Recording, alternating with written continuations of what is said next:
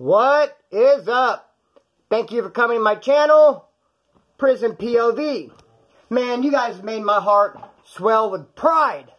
The love you guys showed. I mean, man, I'm sensitive like that. When I start getting love, I start getting like, wow. You guys just really, like I said, made my heart swell with pride. All the people who pushed the join button and got on board and wanted to show me a little bit of love these next couple of months. And I'm not going to get into it all again, but we know the program, and I appreciate all you guys for jumping on board. I even appreciate the ones who didn't, but they're with me in spirit and faith. Only a couple of people came at me negatively. We're not even going to talk about that. But also, lots of people were unable to push the join button. Can't really call it a button. It's the word join in blue under Prison POV by my picture. A lot of people, I think it's people with iPhones, unable to have access to it, which is a bummer. They want to support me and they're unable to in that fashion. But we will figure out some way. I will talk to some people and we'll figure something out. You know, something else I have to figure out is interviews, because I've never had an interview on my channel. And I'm going to start doing some. I don't know how to record it and get it all uploaded and everything. So, I'm going to talk to some people, probably my homegirl Nicole, a Real Talk Recovery, and just figure out how to do the damn thing. So, alright, I'm getting to this video. Just like I said, every Monday, Wednesday, Friday, I'm going to keep it true to my word. Videos. Here we go. Friday's video. Girls, girls, girls, man. Trip on this. So, my uncle, all my mom's brothers, all my uncles, they all do concrete work. All when I was growing up, I always wanted to go work with them. That's a whole other story. They all do concrete work. One of them one time asked me, I was fresh out the pen, already strung out, scouting on parole, running around on a couch trip, staying here, staying there. Got a hold of me, said, dude, want to do this job? I got a 2-week job, building a brick wall, work every day for 2 weeks. I could pay some good money, but I can't pay you nothing until 2 weeks is over until I get paid. But yeah, I'd love to have you come help me. It could be a good opportunity for you. And I thought, yeah, man, cool. The thing is, I was strung out though. So, and he said I could stay with him and just ride to and from work. But side town he lived in, and me being strung out, have to use every morning, no car. I wasn't going to work me staying with him. So I'm like, damn, how am I going to work this out? Then I thought I got a good homeboy who actually lives right around the corner, and it'd be on the way to the job site. My uncle could pull right over there and pick me up. I could stay with him. He uses. It'd be easy for me to get well there every morning. So I talked to him, said, dude, let me stay here for a couple weeks. Homeboy, got the job. I won't even be here. I'll be here at night, basically, just sleeping. Help me along, get me well, that type of shit. I'm going to get this good big check after 2 weeks. Boom. Everybody come up. He's like, yeah, brother, don't trip. You can stay here. So I'd love it when a plan comes together. Went to work the first night. Got off work. Uncle dropped me off. I walk in. It's him and 2 chicks sitting there in the living room. All kind of like quiet as a mouse. Not saying nothing, but saying everything at the same damn time. I'm like, what the hell? So I'm dirty. I'm working all day. So I'm go take me a shower. When I get out of the shower, I come out of the bathroom. His bedroom's right here. I don't see him in the living room. I kind of look in his bedroom. He's sitting on the bed with both girls. They got a skin flick on. It starts with a P, a 4-letter word. I don't want to say it. So foul, I think you two might sanction me for it. A porno flick, you feel me? A skin flick. They're watching one. I couldn't believe it. I looked at it, I was like, damn. And they kind of looked at me like, damn. But I just kept going. They didn't invite me. Look, I'm not into 4-bangers. I'm always worried about getting sideswiped or friendly fire. Dude, it's not my cup of tea, bro. I was not about to go in that room, and that's their fucking thing, bro. It looked like they were already plotting before I even showed up. I might have even interrupted them. That's why they had to take it to the bedroom. Cool. Hey, my name's Paul. That's between y'all. He had a cool little setup in his kitchen, though. It was like, instead of having a kitchen table, he had a couch. He plays guitar and bass and all that shit, too. Actually, he was in a band. And they kind of made some... Anyway, long story short. I went over to the little kitchen area, sat down on the couch, grabbed the guitar, and started playing. They could do their fucking thing over there. I'm like, all of a sudden, I feel someone coming towards me. Like I hear a creak in the floor. Someone's walking towards me. I'm playing. Now someone's there, and I look up, and it's one of the girls. And right away, I noticed she has the worst case of crotch rotch I've ever seen. I was blown away. I seen something similar in health class, a picture of it, with the headline, if you smell cologne, leave it alone. I'm blown away. I look at it. It looks like a Class B injury. So I didn't say nothing. I didn't say nothing verbally. I gave her a mouthful with my facial expressions, though. I gave her a whole lot. So I'm just looking at her like, and she goes, oh, don't trip. And I did it from shaving. And I thought, what, off your penis? No way you got that from shaving unless you're like a skill set, like, So I was like, damn. I'm just like, still speechless, still not saying nothing. Just looking at her like, damn, my wheels are spinning. So I'm like, I want to get the fuck out of here now. That's what I'm thinking. I'm thinking my uncle's house ain't too bad if I had to be a little sick here and there. It's kind of worth it. I got to get out of this fucking crazy house. But I thought, man, if I go that way, I might run into a schlong And if I stay around here much longer, shit, that could be airborne. I'm like, put the guitar away. I'm like, where's plotting my exit, dude? And she said, hey, you want to take a shower? Shower, yeah, shower. Even though I already took one, I do feel like I need another one. Why don't you go get it ready? Nice and hot now. And so she went in there, turned the shower on. I went out the back door, went over my homeboy's bedroom window, knocked on it, knock. He went like this. He's sweating. He ain't got a shirt on. He gives me one of these. And I'm like, later, I'm gone, dog. Giving it a thumbs down, the whole experience, dude. I'm 1 star only. Audi 5000G. Going that way. Later on, I just see him, dude. A couple years later, it's funny. He was on his way to court. I came out and seen him downtown. He's like, I'm just trying to explain his case to me. Damn, this happened. I was like, dude, fuck all that. What happened that one day with that chick in the crotch rot? He's like, oh, I don't know, dude. I was planning on hanging out with both those girls. When she showed me that, I was like, go talk to my homeboy. I just want to focus on her. I was like, fuck, I don't blame you, dog. Damn. And the tricky thing about it was had no shame. She thought she could just say, I did it shaving and get away with it. Hell no. Hell to the no. Be that as it may. The trip on this, though. My second violation, man, it was kind of stressful. For one thing, I had drug debt in there I had to deal with because I didn't have no incoming money and I still use. That's a whole other video upon itself. Within itself. Anyway, another video for that one. Stressed out because I didn't know where the hell I was going to go. Now my mom moved. My dad had passed away. The girl I was with, she wasn't contacting me. I don't know if she had my clothes or Sancho was wearing them. I didn't know where I was going to go when I got out. I didn't know what the hell's going on. It can be confusing when you're in there. You're out of sight, out of mind. People don't contact you. You're just away. You're stuck in a bubble. You're going to get released soon. Released to what? What's going on? What's going on out there? So I get out there, paroled, hit a couple spots, end up in my cousin's pad, drinking beer. I say, dude, he's like, you're happy to be out? I go, happy to be out? I'm a little stressed, little bum kick, like, I don't have a pot to piss in or a window to throw it out of, homeboy. Like, I'm home, but it's home, though. He's like, man, fuck all that. He's like, I'm going to get you a job where I work at. They'll pay you cash on the table. We'll get some cash together, dude. We'll hook you up with a room. After work, I'll take you, get you checked in, dude, and you'll be making cash every week, and you have a little room, and that's a fucking fresh start, homeboy. And I was like, yes, dude. Beautiful. I love it. Drank, got drunk, woke up in the morning, talked to his boss. Boss said yes. Worked all day. We went, checked into a room. Got me to my room. So my first night, I checked in. Yeah, I just had some clothes, getting some clothes and shit. It was great to be out. Now, this was not like a Motel 6, a one-night thing. It was more like set up, people pay a week at a time. More like a long stay type deal. And there's a lot of people that stay in there a week at a time. And a lot of people sat out front. I noticed. There's a lot of people that are sitting out front. So, I noticed that pulling in, we check in. I thought, well, I'm going to sit out front. I got beer fucking, I got a chair. So, I go out front. The people next to me, pardon me. The people next to me, not right next to me, but the people next to them, damn it. But the people next to them, they're like 4 or 5 deep over there. They had like a wall in front of their door and like a little cutout. It was able to where they were be able to facilitate more chairs and more people and have like a cool little hangout spot. So I was like, oh, I kind of seen them in my peripheral, but mostly I was just looking out the parking lot, people walking by and shit. And I'm just sitting on my porch, smoking a joint, drinking a beer. When I lit the joint up, the dude who was not next door, but next door to next door, said, hey, man, is that weed? What's up? Bring it over here. I said, yeah, dude. That's weed. I went over there. He goes, grab a seat, bro. So he gave me one of their beers. I'm smoking a joint with him. It's a dude and 3 chicks. I'm sitting down. We're passing the joint around. I just getting ready to leave. I'd been there for like 5 minutes. And this chick that was sitting across from me, she goes, I see you checking me out, baby boy, but I'm married.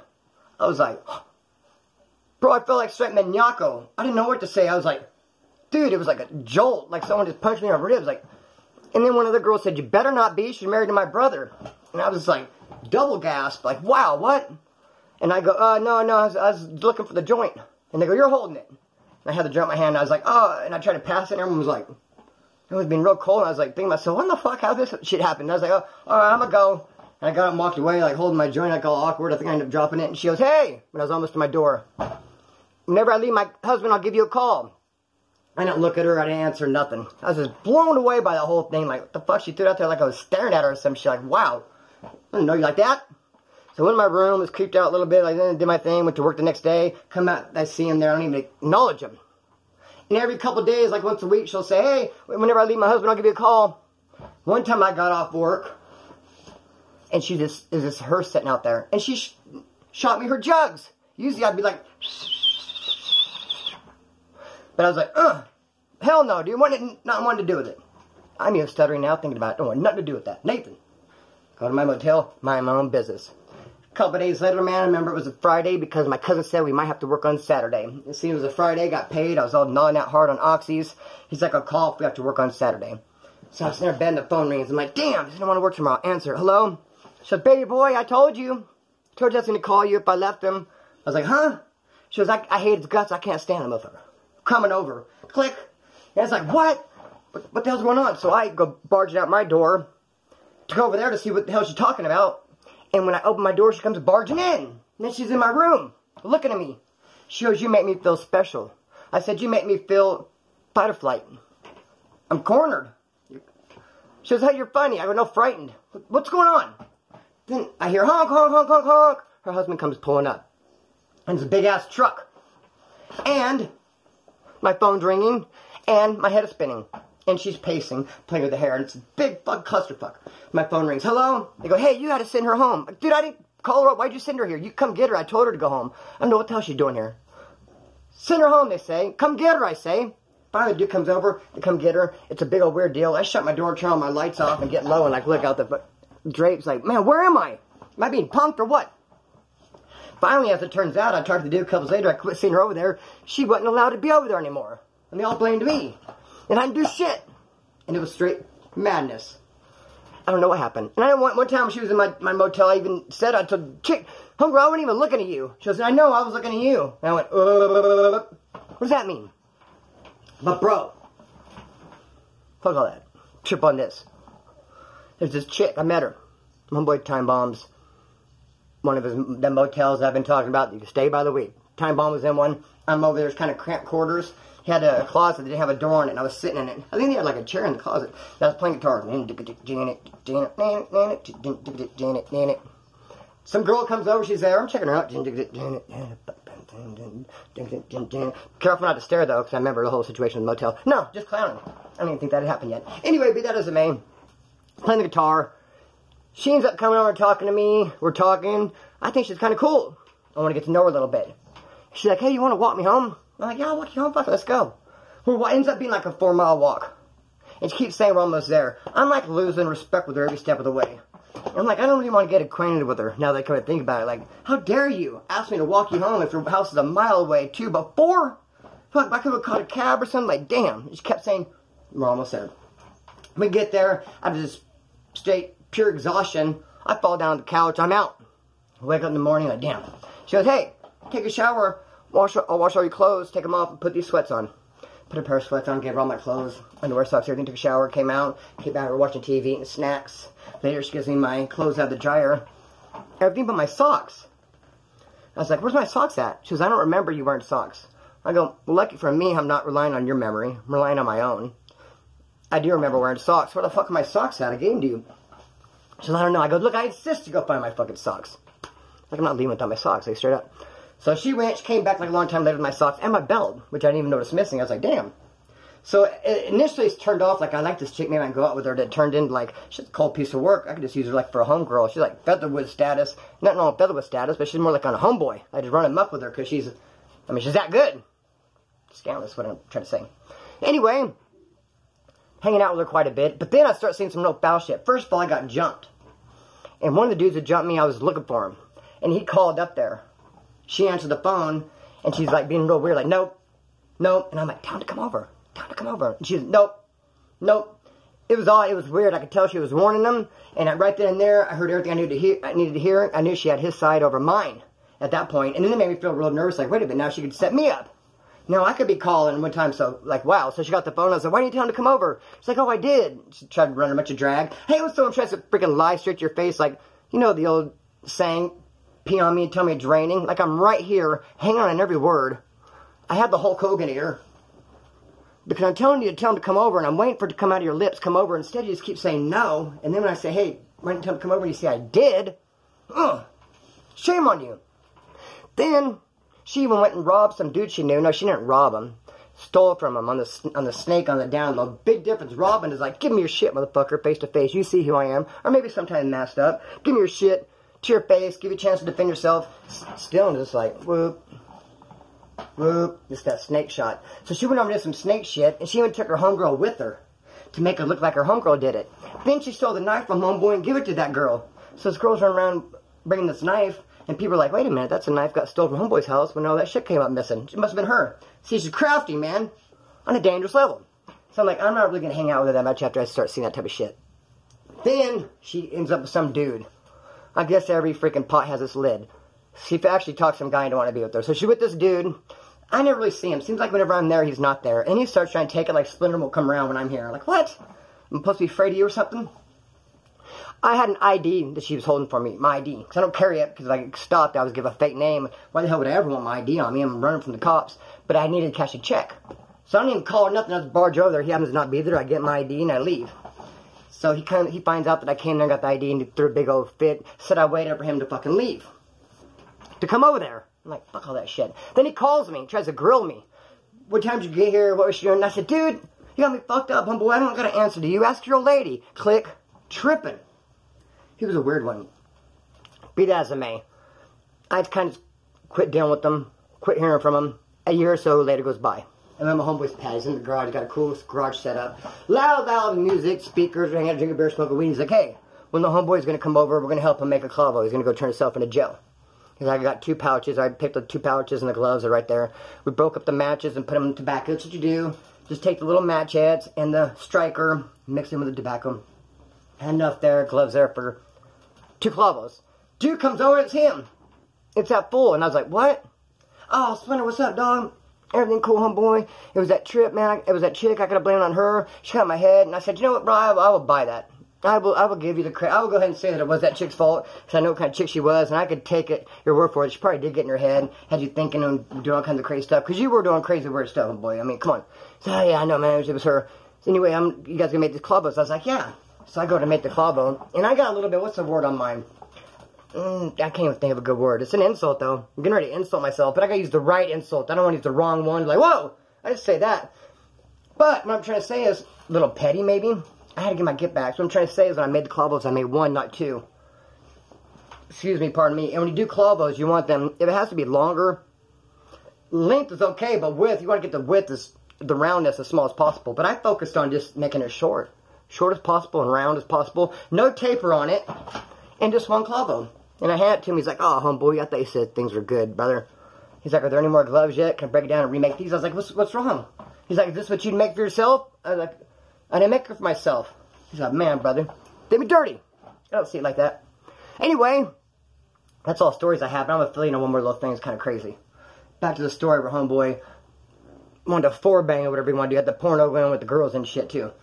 I don't want to stand next to homeboy while he's humping. Just like when I was in Arizona, doing time out there, we had Xboxes. And what do you think start coming? Everything's on the black market in prison. I mean, drugs, cigarettes, I mean, whatever. And now since you have Xboxes, guess what?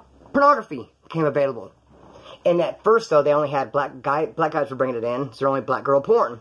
So then a couple of the white dudes got it, and they got in trouble. The dude had the keys, the whole thing. Said, no, you woods cannot be looking at any kind of black pornography. If you're going to get pornography, it only has to be white girl pornography. Whites. It's like straight politicking on the porn shop. What? I just like, oh, this isn't in the book, is it? What rule is this?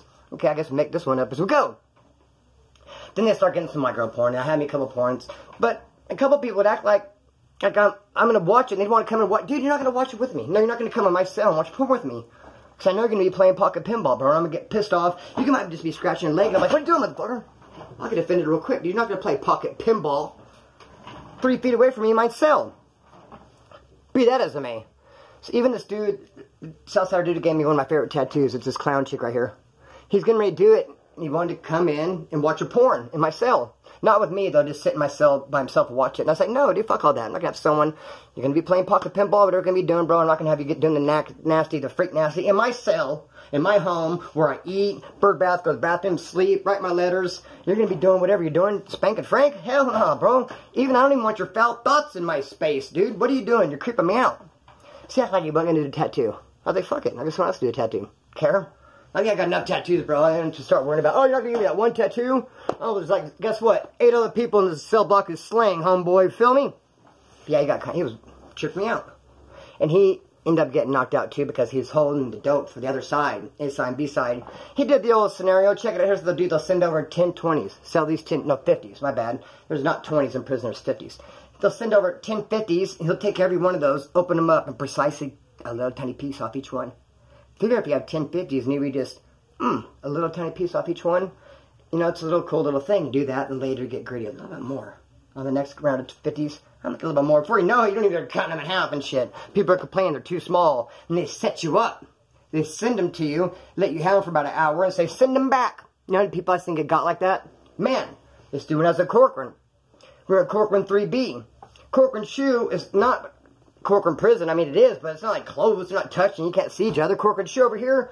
Corcoran mainline over here.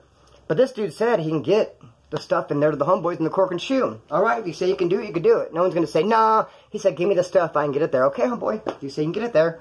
He gave it to him, and a couple hours later, give it back real quick. We're going to put more in there. When he gave it back, it was short. He like took almost half of it. Next day at yard, mollywop. What year is it? Do you know the date? Who's the president? I'm going to cut the string, let it fly. Peace. And I appreciate all you guys doing the join. I apologize to the ones who want to and can't. Will prevail. They cannot defeat us, and I do appreciate you guys so much. Shout out to the Point of View crew. Cut the string, let it fly. Peace.